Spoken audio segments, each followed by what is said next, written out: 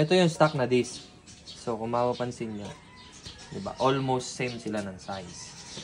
Diba? Kaya, hindi na natin kailangan magpalit ng bracket sa tingin ko. Ang ipapalit na lang natin ay ito. Yung mga tornilyo, kunin ko lang yan. Para magamit na natin at may kabit. Lagay lang natin, plug and play. Kasi, may hukay din yung NK na may hukay siya sa loob. Kaya, hindi tutukod yung stock na bolts. Para sa mga tropa natin, plano magpalit ng NK, hindi siya plug and play. Kailangan yung tabasin to. Ito. Yan yung pinaka-housing ng ABS na sensor. Ito, pinoprotektahan niya to.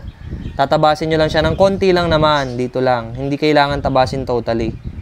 Konting tabas lang kasi sumasabit siya dito. Ayan, kita nyo yung sabit sa tornilyo. Ayan, Yan, di ba? May konting sabit dyan. Either hanap ka ng sobrang nipis na tornilyo o tatabasin mo yun. For me, mas okay nang tabasin. Preno yan. Napaka-importante niyan. Kailangan sigurado doon. Ito, kahit mabawasan to ng konti, okay lang. Kasi mayroon pa naman siyang majority ng suporta. Ang problema sa NK, nandito yung lagayan niya ng tornilyo ng disc.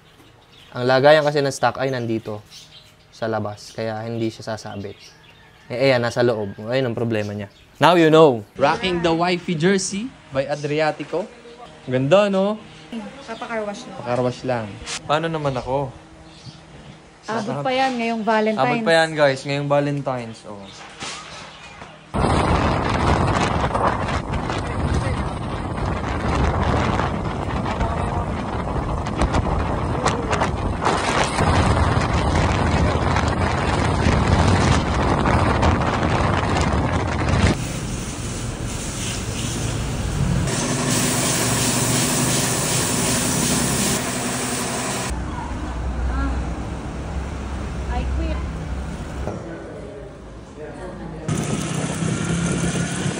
Winner X na naka NK mags.